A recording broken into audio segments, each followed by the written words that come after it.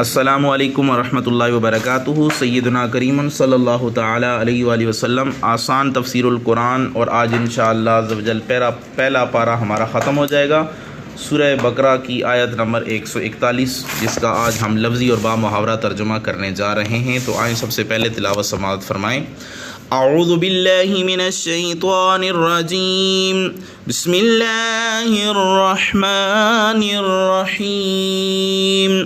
تلک امۃ قد خلت لها ما کسبت ولکم ما کسبتم ولا تسألون عما كانوا يعملون۔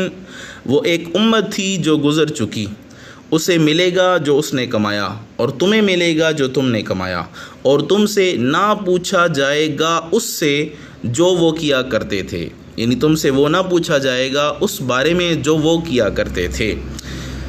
تو یہ آیت کا لفظی با محاورہ ترجمہ۔ اب لفظی کی طرف چلتے ہیں۔ تل کا وہ امتن، ایک امت، قد خلت گزر چکی، لہا اس کے لیے، ماں جو کسبت اس نے کمایا، ولکم اور تمہارے لیے، ماں کسبتم جو تم نے کمایا، ولا تسألون اور تم سے نہ پوچھا جائے گا، اما اس سے جو کانوا وہ تھے، یعملون عمل کیا کرتے تھے، اس کے بارے میں تم سے نہ پوچھا جائے گا۔ تو یہ لفظی اور با محاورہ ترجمہ آپ کے سامنے بیان کر دیا ہے۔ یہ اس طرح کی ایک آیت پہلے بھی گزر چکی ہے۔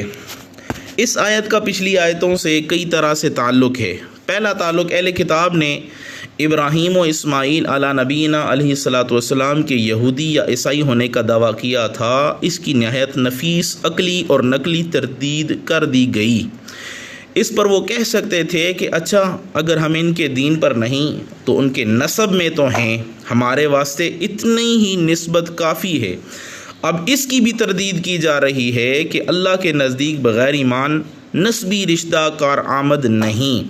وہ بزرگ اپنی بزرگی اور نیکیاں اپنے ساتھ ہی لے گئے، تمہارے لیے چھوڑ کے نہیں گئے، اور بے دین بیٹا اپنے مسلمان باپ کی مالی میراث میں نہیں پاتا تو تم ان کے عملی میراث کیسے پاؤ گے؟ تو اس خام خیال کو اپنے دماغ سے نکال دو۔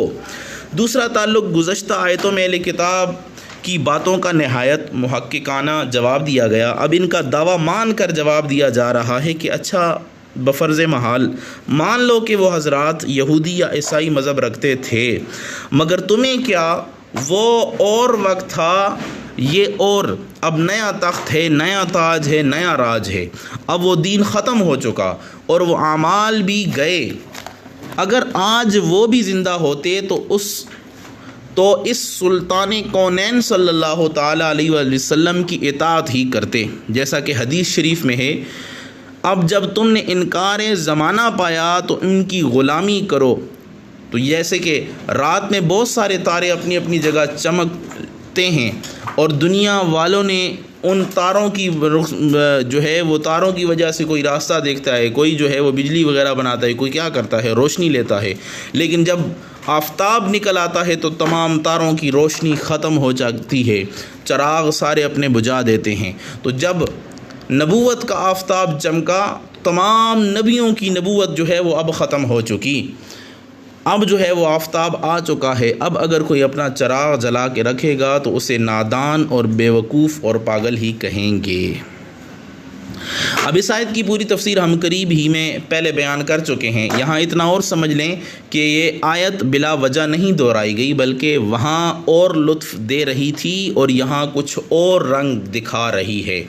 یہاں یہ بتانا مقصود ہے کہ اے اہل کتاب، اپنے باپ داداؤں کے دین پر نہ اڑے رہو، جیسے کہ انہوں نے اپنے سے پہلے شریعتوں کو منسوخ کیا تھا کہ نوح علیہ الصلاۃ والسلام سے آدم علیہ الصلاۃ والسلام کی شریعت منسوخ، حضرت ابراہیم علیہ الصلاۃ والسلام سے پچھلی شریعتیں ختم، ایسی ہی نبی آخر الزمان صلی اللہ تعالیٰ علیہ وآلہ وسلم کی شریعت سے شریعت موسوی اور عیسوی منسوخ ہو گئی۔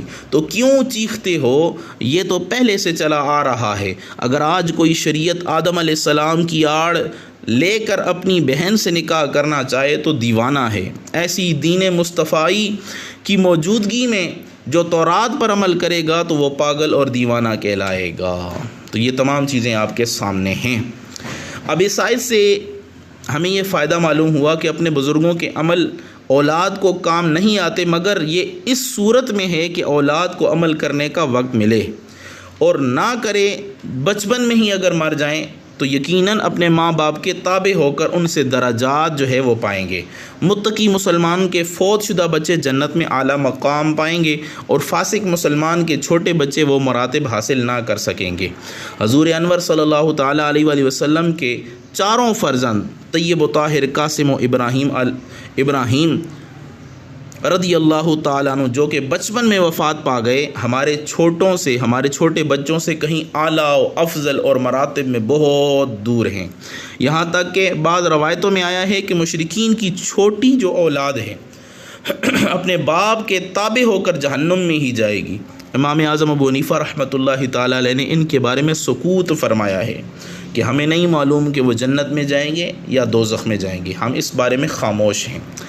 اور یہ تو تم دن رات دیکھتے ہو کہ کفار کے بچوں پر نماز جنازہ نہیں پڑھی جاتی، اس کا باقاعدہ کفن دفن بھی نہیں ہوتا۔ آخر کیونکہ ان بچوں نے کون سا کفر کیا ہے؟ مگر بات یہ ہے کہ وہ اپنے عاقل بالغ ہونے سے پہلے اپنے ماں باپ کے حکم میں ہیں۔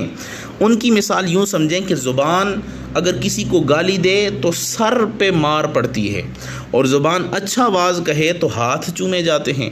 تو دیکھیں، یہی بدی تو زبان نے کی ہے، مگر اس کا نتیجہ دوسرے اعضاء نے بھی بھگتا، کیونکہ اس کے تابع تھے ہاتھ بھی اور سر بھی۔ ایسی یہاں سمجھ لیجئے، اس لیے فرمایا گیا وَلَكُمْ مَا كَسَبْتُمْ، جس سے معلوم ہوا کہ یہ خطاب اس وقت ہے کہ اولاد سمجھدار ہو، کسب کے قابل ہو، اعمال کمانے کے قابل ہو، اور وہ جب بالغ ہو جائیں تو وہ کسب کے کامل ہوتے ہیں۔ تو یہ تمام چیزوں سے ہمیں یہ پتہ چلا کہ اولاد کے اعمال جو ہے وہ تب نامہ اعمال میں لکھے جاتے ہیں جب وہ بالغ ہو جائیں، اس سے پہلے ان کے نامہ اعمال میں ان کے اعمال نہیں لکھے جاتے۔ اگر نیکیاں کریں گے تو وہ نیکیاں شمار ہوں گی، لیکن گناہ کریں گے تو وہ گناہ ان کے نامہ اعمال میں نہیں لکھا جائے گا۔ اللہ سے دعا ہے اللہ تعالی ہم سب کو عمل کی توفیق عطا فرمائے۔ پہلا پارہ مکمل ہو گیا، انشاءاللہ اب دوسرا پارہ ہم ان قریب شروع کریں گے۔ اللہ سے دعا ہے اللہ تعالی ہمیں دوسرا پارہ جلد ختم کرنے کی توفیق عطا فرمائے، آمین برحمتک یا ارحم الراحمین۔